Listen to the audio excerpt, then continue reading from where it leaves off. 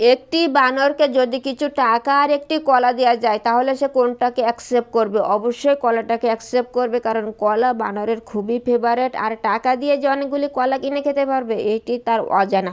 মানুষের ভিতরে এমন অনেক মানুষ আছে যাদেরকে ইনকাম সোর্স দিলে, বিভিন্ন টিপস দিলে সেটা তারা অ্যাকসেপ্ট করবে না, বাট অল্প কিছু টাকা দিলেই তারা খুশি। এই খুশি হওয়া মানুষগুলোই কিন্তু পিছিয়ে থাকে।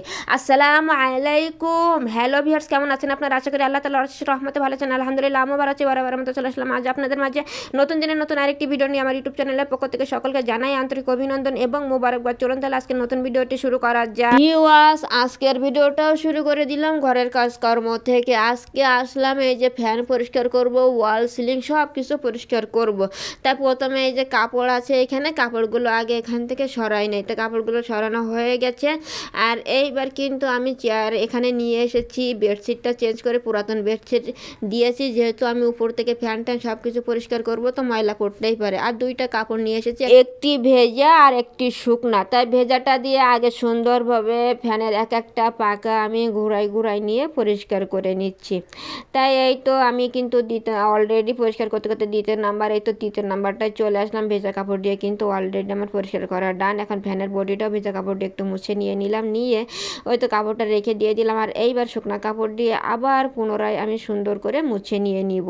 তাই এক নম্বরটাও হয়ে গেছে, এই তো দ্বিতীয় নাম্বারটাও হয়ে গেল। এইবার তৃতীয় নাম্বার, সেটাও শেষ। তাহলে আমার ফ্যান মোছাটাও শেষ। এই তো মোটামুটি ফ্যানটা আমি মুছেই ফেললাম। মুছে ফেলে এইবার নিচে নেমে গেলাম চেয়ার থেকে। এবার চেয়ার থেকে একেবারে নিচে নেমে গেলাম খাটের উপর থেকে, যে এবার একটু ফ্যানটা ছেড়ে দিলাম।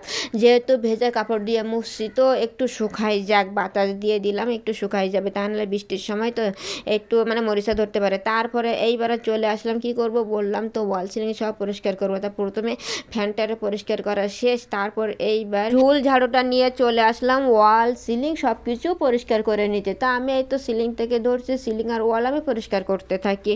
আর ভিউয়ার্স, আপনারা যারা ভিডিওটা দেখা শুরু করছেন এই পর্যন্ত চলে এসেও লাইকটা দিতে ভুলে গেছেন কিংবা দেন নাই, আপনাদের কাছেই আমার একান্তই রিকোয়েস্ট, অবশ্যই কিন্তু লাইকটা দিয়ে আমার ভিডিওটা কন্টিনিউ করবেন, কারণ আপনাদের ছোট্ট একটা লাইকের ভ্যালু আমার কাছে অনেক বেশি। আপনাদের একটা লাইকেই আমার এই ভিডিওটা আরও অনেকের কাছে পৌঁছাই দিতে পারে, তাই অবশ্যই লাইকটা দিয়ে কন্টিনিউ করবেন।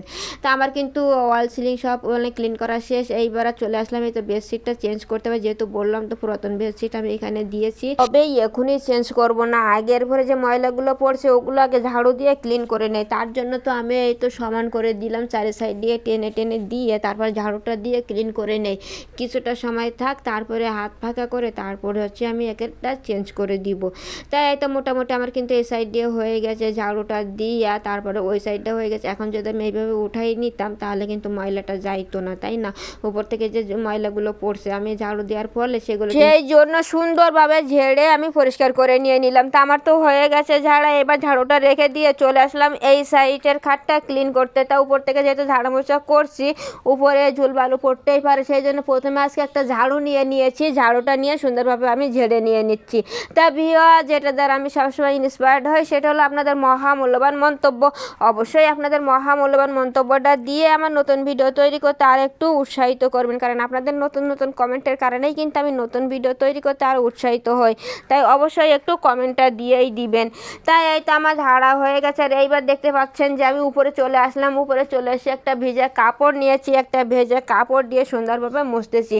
আর এই খাটটা তো সবসময় আমরা প্রতিদিন একবার করে মুছিয়ে রাখি, আর এইটা এইভাবে মানে ইউজ করা হয়, এটাতে আর কিছুই বিছানো হয় না, এইভাবে ইউজ করতে হয়। তা আমার কিন্তু মোছা হয়ে গেছে, আর একেবারে দেখেন ঝকঝকা ফকফকা কিন্তু হয়েই গেছে।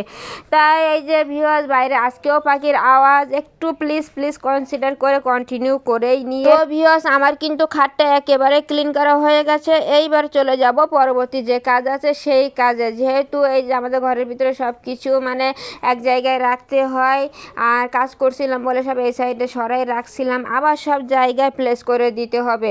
যেহেতু খাটটা আমার ঝাড়া মোছা ক্লিন করা হয়ে গেছে, তাই টেবিলটাও সেট করে দিলাম, চেয়ারগুলো জায়গায় সেট করে দিলাম। আর এদিকে কিন্তু ফাইমা ঘুমাচ্ছে, ওরে আবার একটু মাঝে মাঝে দোল দিচ্ছি। আর এদের যে কাপড়গুলো আমি ওইখান থেকে পেড়ে রাখছিলাম, সেই কাপড়গুলো কিন্তু এখনও আলনায় রাখা হয় নাই, রাখছিলাম কিন্তু গুছানো হয় নাই, তাই এখন আবার সুন্দর করে গুছিয়ে নিচ্ছি।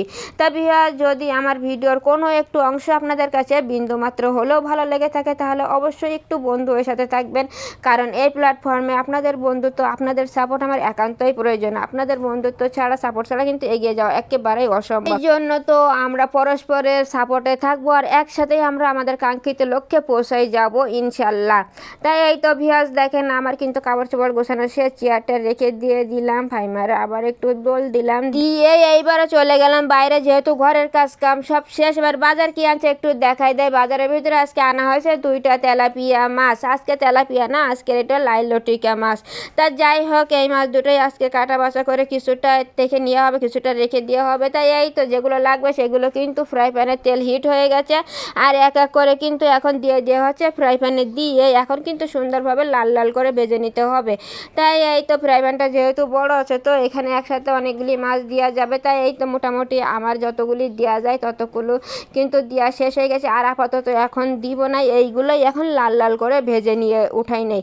তারপরে এখানে দেখেন এই যে সেই শাকটা, যে ডাঁটা শাক আনছিল সেই ডাঁটা শাকের শাকগুলো রয়ে গেছিলো, সেইগুলো আজকে রান্না করা হচ্ছে।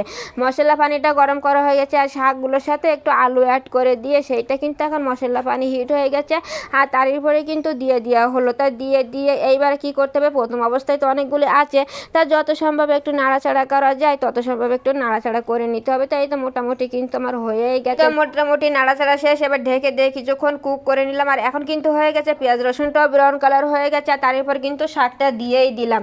দিয়ে এবার তেলটা যতক্ষণ পর্যন্ত স্যুপ না হয় ততক্ষণ পর্যন্ত তো নাড়াচাড়া করে ভাজতেই হবে। আর আমি তো এটা রেখে যদি দেই তাহলে তো পুড়ে যাওয়ার সম্ভাবনা থাকে, সেই জন্য তো অনবরত নাড়তেই হবে। তাই এই তো ভাজাভাজি আমার শেষ। আর যদি বেশি দেখায় তাহলে আপনারা আবার মাইন্ড করতে পারেন, তার না দেখে এবার দেখে দেয় ফাইনাল লুকটা। তা দেখেন মাশাআল্লাহ কত সুন্দর হয়েছে শাকের ফাইনাল লুকটা।